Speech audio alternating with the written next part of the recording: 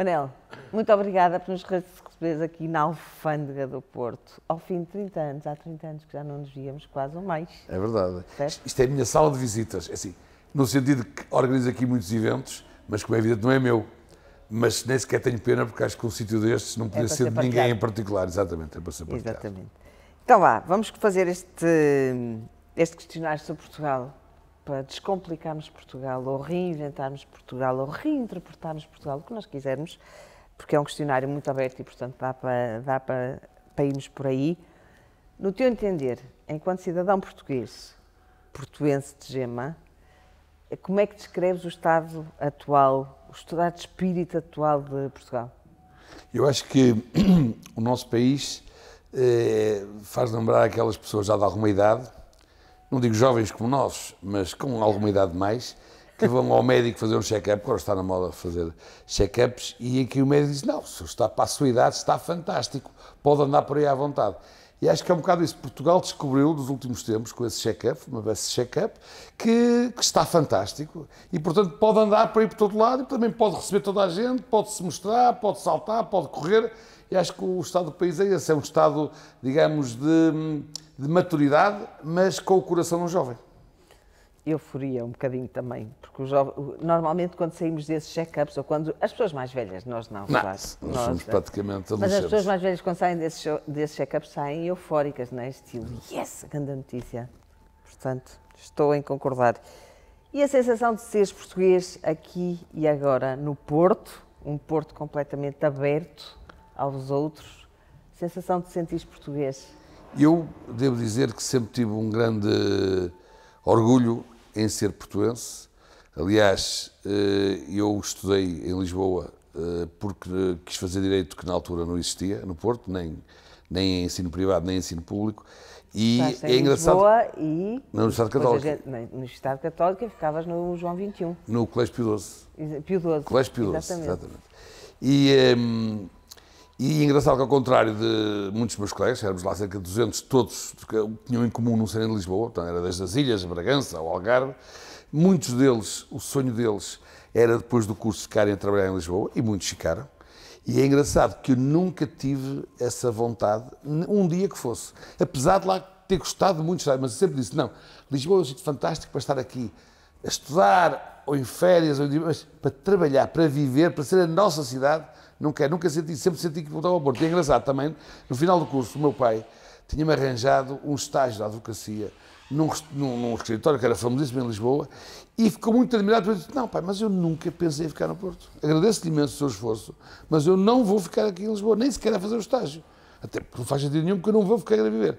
E portanto, sempre senti. Claro, hoje, até porque entretanto depois a vida levou-me para outros lados, a minha vida é passada 2/3, quase metade pelo menos, fora do Porto, em termos profissionais, e comecei a descobrir muitas capitais europeias, e aí tive a pena que o Porto não pudesse chegar a esses calcanhares algumas vezes, isto há 20 anos atrás.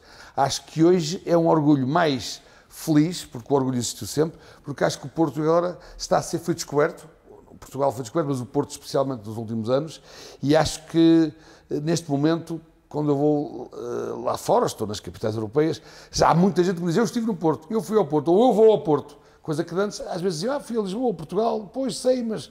E agora não, portanto, é bom saber que muitas vezes já não precisamos de dizer bem do Porto, porque são as pessoas que estão lá fora, são os estrangeiros que nos dizem a nós, a sua cidade é fantástica.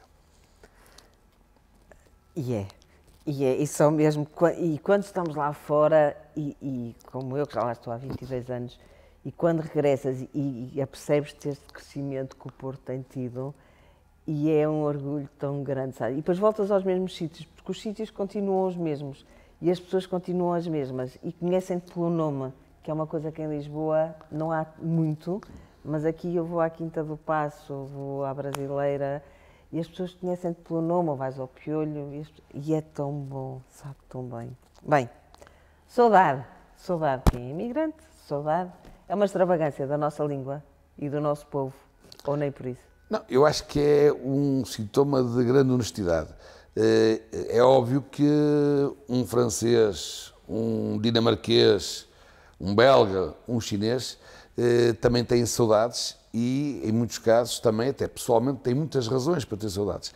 Mas não têm essa honestidade, são povos mais frios, e, portanto, não têm. Só em Portugal é que houve esta honestidade de reconhecer que temos saudades. E ter saudades nem sequer é ser nostálgico do passado. Ter saudades, muitas vezes, é ter a capacidade de reconhecer coisas boas que nos aconteceram e que não necessariamente temos a certeza que gostávamos que voltassem a acontecer. Mas temos saudades do passado, quer dizer que convivemos bem com o nosso passado e para um país com a história que Portugal tem, era o que mais faltava que não convivesse bem com o seu passado.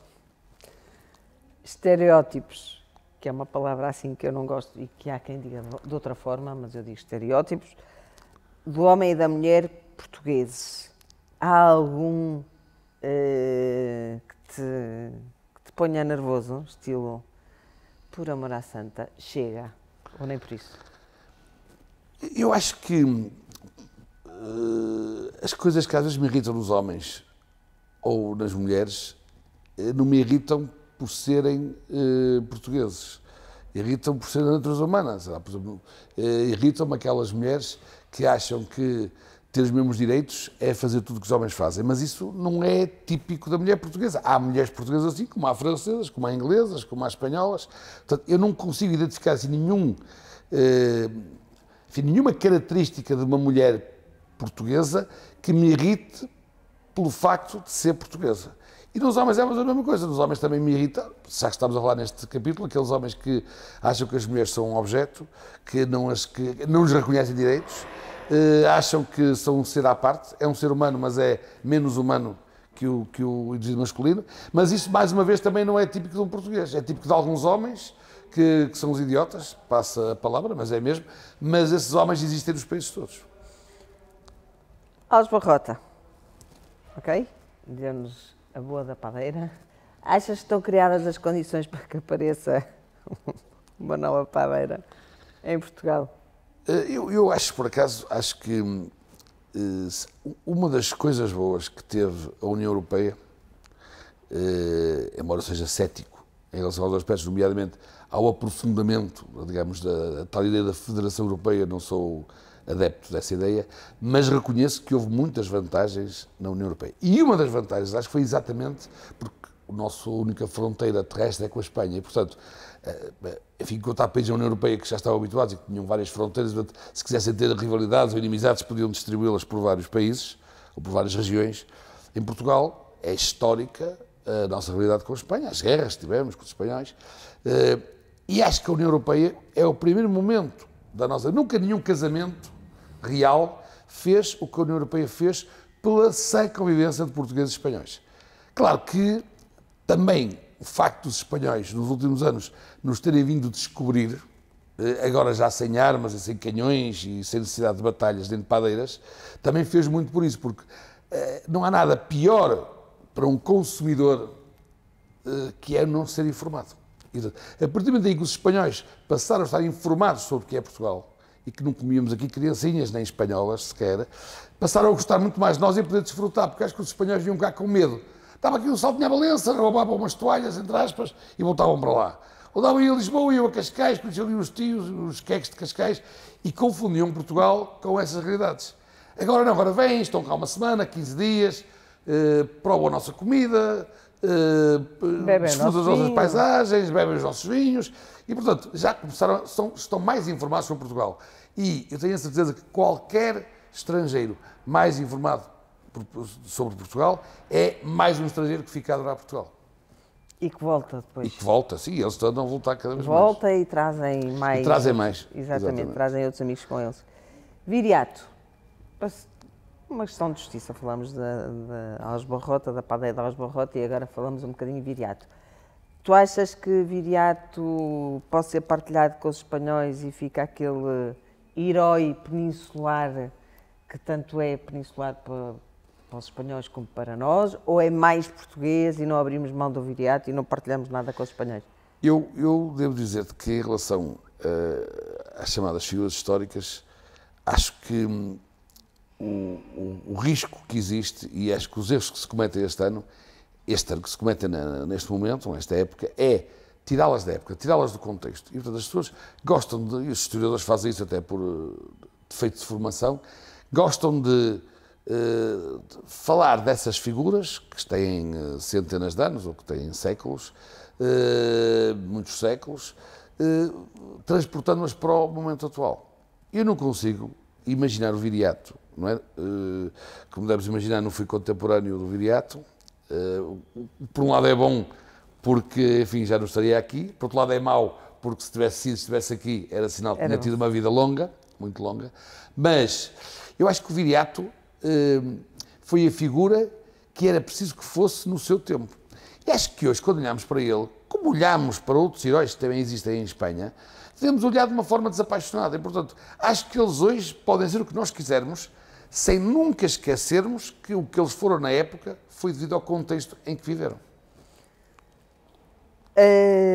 Tu andas sempre, um bocado devido à tua profissão, andas sempre aí a correr mundo e imagino que algumas vezes seja solicitada a opinião, fala-nos lá um bocadinho do seu povo. Como é que são os portugueses, principalmente aquelas pessoas que querem criar uma oportunidade de negócio cá em Portugal e para isso querem conhecer um bocadinho mais, querem nos conhecer um bocadinho mais enquanto povo. Como é que tu nos apresentas a esses teus parceiros enquanto povo? Recorres a alguma muleta especial? Tens assim já coisas preparadas e é chapa 4? Ou nem por isso? Não, eu sou um homem de experiências e acho que não há nada melhor para conhecer uma coisa, seja uma mulher, seja um país, seja um clube, seja um monumento, do que viver essa experiência e depois contar. Não gosto de criar expectativas, nem boas nem más. E, portanto, normalmente eu não faço propaganda de Portugal. O que eu faço é convites. E nos últimos anos, até graças àquilo que faço, à minha atividade, tenho conseguido convidar e trazer a Portugal muitos jornalistas, compradores, pessoas ligadas à moda, ao têxtil, ainda agora estiveram cá quase 300. E, portanto, tenho contribuído muito para que muitos estrangeiros conheçam Portugal, entrando por uma porta que é que me interessa mais, que é do têxtil da moda, mas que é a seguir. E é engraçado porque o que é que está a acontecer ultimamente?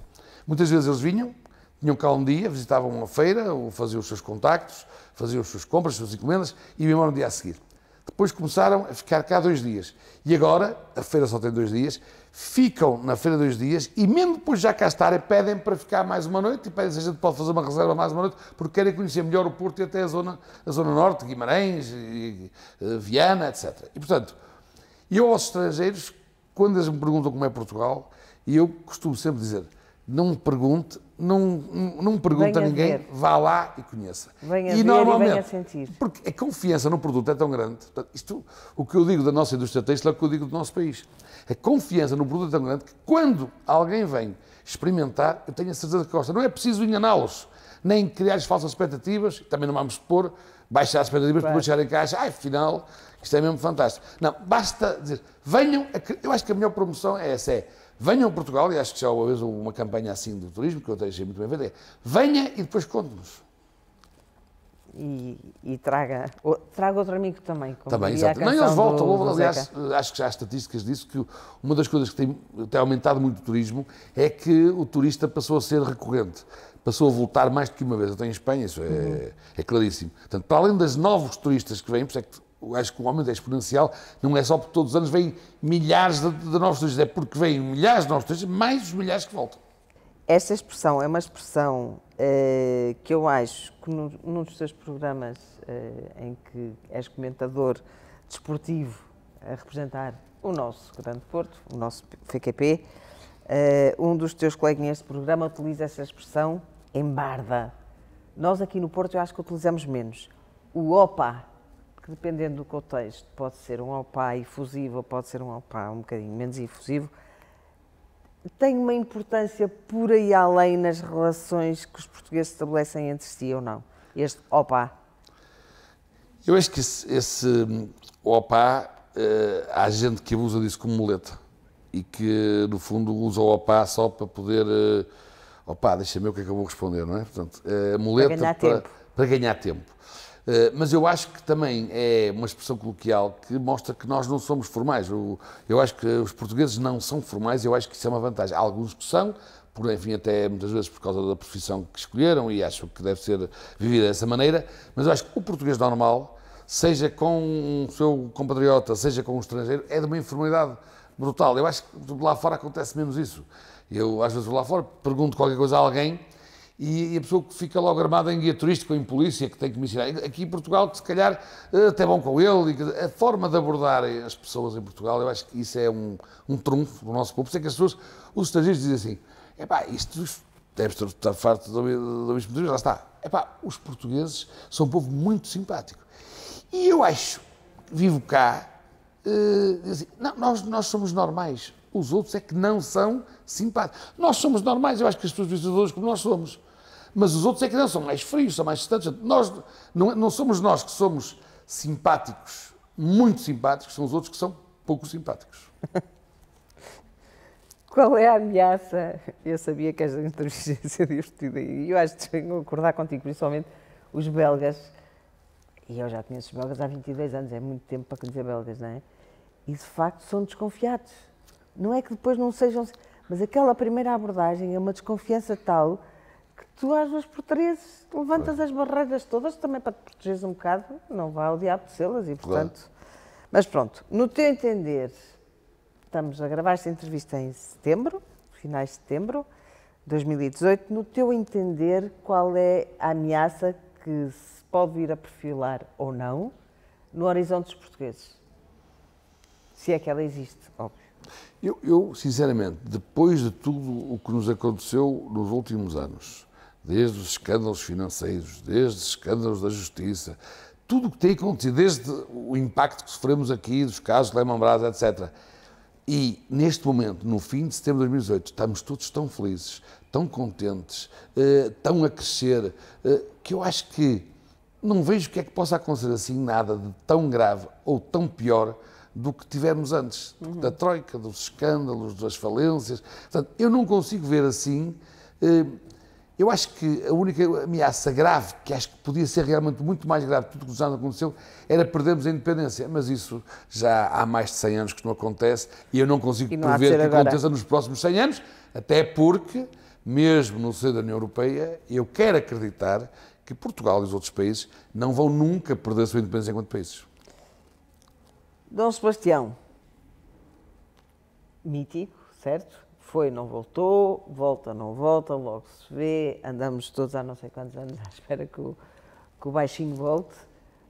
Tinha 16 anos quando abalou, portanto era um jovem, certo? Ainda que na altura, 16 anos, já era um jovem adulto, mas pronto, para todos os efeitos, 16 anos, hoje em dia é um jovem a dar os primeiros passos na vida. Como é que tu achas que nós, e agora centremos aqui no Porto, como é que nós, portuenses, tripeiros, iríamos receber Dom Sebastião se ele, em vez de acostar ali em Lisboa, viesse ter aqui ao Porto? Pois, eu acho que nós aqui no Porto, isto tem a ver com a alteração dos últimos anos das condições climatéricas. Nós éramos muito conhecidos pela cidade do nevoeiro e, portanto, muitas vezes acordávamos e até passávamos o dia todo, porque o nevoeiro durava o dia todo, à espera de Dom Sebastião. Atualmente, os dias de nevoeiro são cada vez menos. E, portanto, se quando o nevoeiro era muito, o Dom Sebastião não apareceu, acho que agora é muito menos provável que ele venha a aparecer. Agora, o que nós temos agora é muitos Dom Sebastiões, que são, com 16 anos, ou mais alguns, os portugueses, os portuenses que saem primeiro para terem outra formação, depois para em projetos como Erasmus, para se conhecerem e muito bem outras realidades e outras pessoas, e é importante que, sobretudo, os melhores desses possam voltar. E, portanto, eu fico à espera, e isso temos que os receber sempre de braços abertos, tenho a certeza que recebemos, esses nossos Dom Sebastiões que foram por bons motivos, que não se percam no nevoeiro das luzes, que é um nevoeiro diferente, é um nevoeiro muito mais iluminado, das luzes lá de fora, e que possam voltar. Acho que até tu estás quase a voltar. Se Deus quiser. Influência de Portugal no mundo. E isto vai de encontro à tua área de trabalho e de negócios. A influência de Portugal no mundo é consentânea com a nossa dimensão económica? Bem, eu acho que Se nós fizermos uma ligação direta entre o nosso PIB e a influência que temos no mundo e as pessoas que têm ocupado Portugal cargos poderosíssimos na Assembleia Geral das Nações Unidas, na Comissão Europeia, na União Europeia, em muitas instituições da OCDE, as Unesco, etc., os altos comissariados, de facto, nós temos que achar que o nosso país está a cobrar ao mundo juros elevadíssimos. Porque, de facto, há países com muito mais poder que o nosso que não têm tido estas oportunidades, pelo menos com tanta frequência. Mas isso diz, bem, por um lado, da organização destas coisas a nível mundial, porque também estão a dar oportunidade não só apenas aos mais poderosos, mas também diz muito bem do que têm feito os portugueses que têm ocupado esses cargos. Eu acho que, desde que tivemos portugueses com grandes desempenhos em cargos de alta relevância internacional, com bons desempenhos, isso fez com que a comunidade internacional ganhasse uma referência positiva e dissesse, calma, quando é preciso alguma coisa muito difícil, muito complicada, Portugal está sempre na linha da frente das escolhas. Não quer dizer que seja sempre escolhido um português, mas está sempre na linha da frente das escolhas. E, por exemplo, acho que, para além já do nosso Presidente da Comissão Europeia, Durão Barroso, também o facto de António Guterres ter chegado onde chegou, diz muito sobre estas experiências e estes desempenhos que eu aqui referi. Marca Portugal, existe? A marca Portugal existe cada vez mais e a influência, eu falo nos têxteis, que é o, digamos, que é o que eu conheço melhor, é o setor onde eu trabalho há 30 e tal anos, mas acho que aquilo que é válido para os têxteis é mais ou menos válido para quase todos os setores de atividade. Que tem a ver com, durante muitos anos, a marca Portugal diminuiu, e, portanto, eu lembro-me de alturas em que fazíamos feiras com empresas portuguesas, há 30 anos e há 25 anos, em que as pessoas tinham medo de se afirmar como portugueses, gostavam de esconder que eram produtos portugueses, que eram empresas portuguesas, e hoje acontece exatamente o contrário. Nós, para promover o nosso projeto chama-se From Portugal, para promover a presença das empresas portuguesas em feiras no estrangeiro, e eu cada vez encontro mais empresas que dizem, não posso pôr 2 From Portugal, ou não posso pôr um From Portugal maior, e portanto, há não só orgulho em ser português, mas a consciência de que a marca Portugal hoje acrescenta em vez de diminuir. Acrescenta valor. E nessas tuas andanças e nesses teus contactos, num mundo que é tão heterogéneo, a palavra, que é uma palavra difícil de dizer, que eu tenho sempre uma imensa dificuldade, miscigenação, ocorre-te muitas vezes, ou nem por isso? Não me ocorre ou é take it for granted? Não me ocorre como palavra, mas falando em miscigenação, eu sei que Portugal, nesse campo, deu um exemplo ao mundo. Que, aliás, se tivesse sido seguido nas épocas certas, se calhar hoje não estaríamos a enfrentar algumas ameaças na Europa, como temos, enfim, não em Portugal, graças a Deus, mas em França, em Espanha, em Inglaterra. Temos enfrentado várias ameaças que, se calhar, teriam sido evitadas, ou pelo menos evitadas, ou atenuadas, digamos assim, não evitadas é sempre difícil dizer, mas atenuadas, se aquilo que os portugueses fizeram nos seus territórios coloniais também tivesse acontecido com os territórios que foram, nessa altura, ocupados ou geridos por outras potências. Agora, pensa em Pedro e Inês, que também, de alguma forma, são uma imagem de marca da nossa literatura, que foi, este caso foi tão falado por tantos escritores, mas pensa em Pedro e Inês, achas que no amor deles, saudade pode rimar com amor, saudade rima com amor, ou amor rima com saudade, ou nem por isso? Eu acho todos a viajar na maionese. Eu acho que, no caso Pedro e Inês, saudade só pode rimar com ressurreição, que foi o que ele tentou. Sem conseguir, mas, enfim, eu gosto das pessoas que tentam, mesmo quando acham que é quase impossível, aquelas pessoas que nunca desistem, são pessoas, e eu acho que ele, nesse aspecto, foi um bocado como os empresários portugueses da têxtil, por exemplo, que mesmo quando todo mundo andava a dizer que era melhor fecharem as fábricas, eles não desistiram. E hoje estão a contribuir, e muito bem, para o aumento das exportações portuguesas. E, portanto, acho que é um bocado isso. Ele sabia que ela que estava morta, sabia que a ressurreição não é uma coisa que aconteça assim facilmente, mas quis tentar. E até, como sabe, obrigou ali um beijamão real, que ficou para a história. Mas eu acho que, se há coisa que tem mudado muito no mundo inteiro, é o amor. E, portanto, é difícil, lá está, nos dias de hoje, tentarmos interpretar um amor que aconteceu há esses séculos todos. E, portanto, eu acho que é difícil hoje nós olharmos para aquele caso e acharmos que aquilo, e pensarmos naquilo como um caso de amor. Eu penso que aquilo, se foi um caso de amor, então o amor, naquela época, era muito diferente do atual. Se o arrependimento matasse, e há quem se arrependa de muitas coisas, se o arrependimento matasse de uma forma coletiva, será que nos teríamos de arrepender de alguma coisa, enquanto povo? Eu costumo dizer, no meu caso, que não há nada de que eu me arrependa na vida, porque nunca fui obrigado a fazer nada contra a minha vontade, ou seja, cometi alguns erros, se calhar, até se calhar posso lembrar-me de uma outra coisa que eu não teria feito se, na altura, a minha informação e o meu contexto fossem outros. Agora, não há nada que eu me lembre que me arrependa de ter feito na vida, porque tenho a consciência de que nunca fiz nada contra a minha vontade. E, portanto, para mim só há arrependimento quando fizemos alguma coisa contra a nossa vontade. E acho que o país também está um bocado assim. Mesmo quando as pessoas falaram, isso é o 25 de Abril, a verdade é que quando a vontade dos portugueses deixou de ser, mudou, o 25 de Abril aconteceu e por isso é que não houve tiros, praticamente não houve mortos, não houve tiros, foi uma revolução pacífica. Porque também, nisso como noutros períodos da história, os portugueses, claro, no contexto, é evidente que hoje em dia há, como ainda agora uma coisa recente, aquela polémica de Serralves só existe porque há as redes sociais. Não é evidente? As pessoas hoje a informação passa muito rápido. Pronto. Mas o contexto é este. Na altura havia coisas que nós hoje olhámos, lá está, é porque eu acho sempre perigoso olhar para a história e tentar julgá-la à luz dos dias de hoje. É impossível.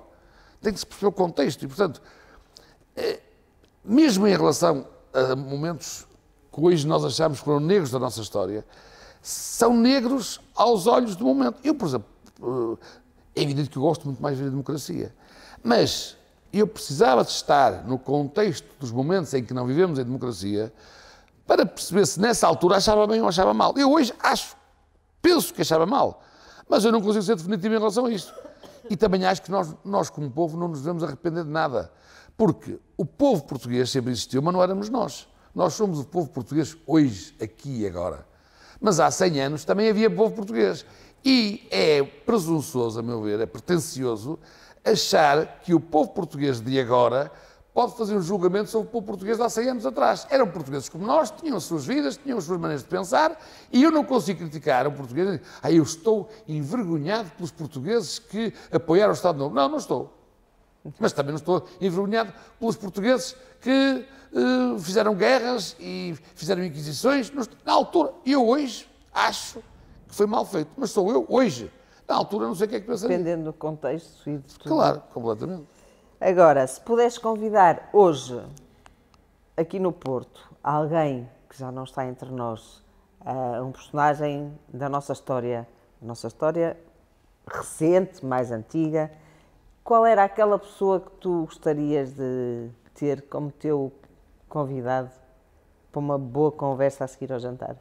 Eu acho que era o Álvares Reis, em primeiro lugar. O Álvares Reis, porque ele ia-me contar o segredo, como é que ele conseguiu fazer aquele milagre da multiplicação, e eu ia ter um resto de vida e uma reforma seguramente muito melhores. Mas, menos a brincar, eu acho que o Dom João I, porque foi, não por ser João, não por causa desse primeiro, mas porque foi de facto o primeiro a levar Portugal a todo o mundo. E nós hoje, se há, acho eu, claro que há milhares de figuras interessantes, mas podendo escolher apenas uma, eu acho que essa talvez é mais emblemática no sentido de que foi o primeiro que percebeu que Portugal tinha vocação para estar no mundo inteiro, para não ficar confinado aqui. E hoje em dia não se fala de território, mas lá está, fala-se de um português que é secretário-geral das Nações Unidas, fala-se de um português que já foi presidente da Comissão Europeia, fala-se de um português que já geriu uma série de organismos internacionais. Portanto, hoje em dia não é estar com naus, nem é estar com exércitos, nem é estar com especiarias, a presença no mundo é diferente, mas foi o primeiro português, se calhar, pelo menos que a gente conheça, sim, que sempre, ou que percebeu que Portugal, para se cumprir, precisava de estar no mundo e não ficar sozinho cá, não ficar, enfim, confinado ao nosso pequeno território. Engraçado que agora usaste uma expressão que era do professor Agostinho da Silva, Portugal para se cumprir, que é uma Bom, e expressão se que calhar eu gosto, é daí a influência dele. que eu Claro. gosto imenso, porque acho que é uma expressão que encerra tanto nela. Tu cumpriste, é uma expressão tão bonita e que eu uso muitas vezes lá em casa com as Marias. Adiante. Falando dos Marias e falando das gerações futuras, certo? Que de alguma forma o que nós fazemos sempre a pensar no futuro, e é sempre com os olhos postos no futuro e nas novas gerações. Quais são aqueles talentos que os nossos filhos e os nossos netos, quando formos avós, não é o caso, pelo menos eu ainda não é o caso, não sei como é que é com a filha, mas depois já não é o caso, quais são aqueles talentos que eles têm por obrigação rentabilizar, ou seja, que seria bom que não deixassem cair, que são coisas inatas ao povo português e que as novas gerações só têm a ganhar se continuarem a usar esses talentos. Eu acho que na sequência do que eu estava a dizer antes, acho que é um bocado essa capacidade que nós sempre temos tido de sermos cidadãos do mundo sem deixarmos de ser portugueses. No sentido de que devemos afirmar sempre a nossa identidade no estrangeiro, mas, no resto do mundo, mas sem perder de vista que temos muitas qualidades, mas também temos muita coisa para aprender. É uma postura humilde, não é uma postura arrogante, não é uma postura pretenciosa, é uma postura de que gostamos muito de Portugal, temos muitas coisas boas em Portugal, mas também o mundo tem muitas coisas que nos podem ensinar, que nos podem ajudar a melhorar. Portanto, acho que isso é um talento importante. Acho que nos tempos modernos existe outro talento, que eu não sei se existe, mas algumas pessoas vão ter, e se não tiverem, acho que o têm que treinar, que é esta ideia de, também no mundo global, perceber que as armadilhas dessa globalização, nomeadamente em termos pessoais, são cada vez maiores. No dia em que nós deixarmos de ser portugueses para sermos só cidadãos do mundo, ou no dia em que cada pessoa deixar de ser quem é, porque acha que tem que se partilhar com o mundo inteiro, eu acho que vamos perder portugueses e vamos perder Portugal. Portugueses, Portugal, responsabilidade de construir um país que é de todos, mas depois há uns que são eleitos em eleições democráticas e vão parar à Assembleia da República, que é, no fundo, lá onde se decide o futuro do nosso país. Se tivesse a possibilidade de gravar uma frase no frontispício, ok? Para que os deputados se lembrassem o que é que os leva lá todos os dias, qual seria a frase que tu escolherias? Eu escolheria uma frase do estilo: aqui trabalha-se por Portugal em exclusividade. O professor Marcelo Rebelo de Sousa, que está em exclusividade na Presidência da República, e acho que lhe assenta como uma luva o cargo, mas isso sou eu. Se ele declarar, o que é que o levaria a declarar a lusitaneidade de Deus? Dizer que Deus era português. Ainda por cima sendo o professor Marcelo Rebelo de Sousa, o nosso Presidente, um católico apostólico romano que assume-o com toda a clareza, não há qualquer problema.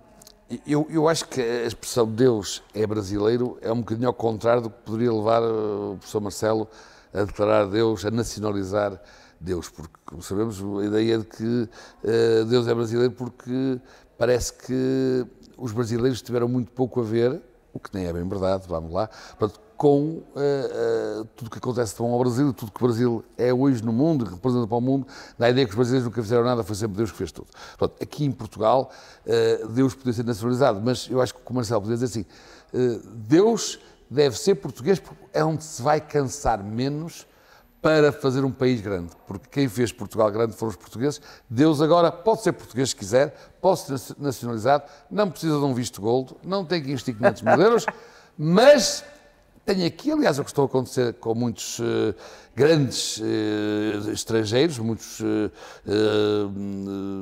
cidadãos estrangeiros, estão a escolher Portugal para descansar para a sua reforma, e ele poderia dizer, Deus, como Portugal já tem pouco para ser feito, e os portugueses também estão atentos a melhorar o país, acho que Deus pode passar a reforma a Portugal.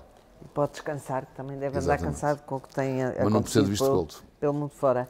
Se tivesse a oportunidade de fazer uma pergunta a um dos 3 presidentes da Comissão Europeia, ao Presidente Juncker, ao Tajani e ao Donald Tusk, qual seria aquela pergunta para a qual tu ainda não tiveste uma resposta clara e straight to the point, vinda da Europa? Isso é fácil, porque é a única preocupação que eu tenho, que é, bem, os meus amigos garantem-me que não vão fazer uma Federação Europeia para acabar com Portugal. Garantem? E vamos, essa pergunta, quem é que queres que responda já agora? Podes escolher um dos três. Aquele que tiver poder para responder, para mim, qualquer um serve. O que tiver poder para responder isto com garantias. Com garantias, ok. Fica a dica. Uma música que te tenha acompanhado ao longo da tua vida e à qual recorres quando, naqueles momentos em que a saudade bate mais forte ou em que estás super contente, aquela música que tu gostas de ouvir porque te faz sentir bem. Eu não tenho nenhuma música que tenha andado comigo desde miúdo, até porque, infelizmente, nos meus tempos de adolescente havia pouca música portuguesa, portanto, estava lá música portuguesa. Mas a partir do momento em que passou a haver música portuguesa, enfim, em grande quantidade, eu gostei de muitas. Mas há uma que é claramente aquela que me diz mais, ainda por cima porque é cantada também por um amigo, que é o Reininho, que é o Pronúncia do Norte, e quando eu ouço a Pronúncia do Norte, dá-me ideia de que já ando a ouvi-la, essa música, há muito antes dela ter sido feita. E, portanto, se eu fosse escolher uma música que andou comigo e até me dá a sensação de que já anda comigo há mais anos do que até os anos em que ela existe, eu acho que era a Pronúncia do Norte. Pronúncia do Norte. Vamos brindar? Vamos brindar. Então, vamos brindar aqui em frente a esta maquete deliciosa da Alfândega do Porto. Vamos brindar. Eu gostaria de brindar ao portuense que, sem esquecer os limites da sua cidade, deu muitos contributos ao longo da história, porque revisitámos aqui a história, sim. para que Portugal fosse o país que é hoje, aqui e lá fora. Aos portuenses. Aos portuenses. E ao Porto. É o Porto. E a ti, obrigada por Eu é que agradeço, foi um prazer. Então vá.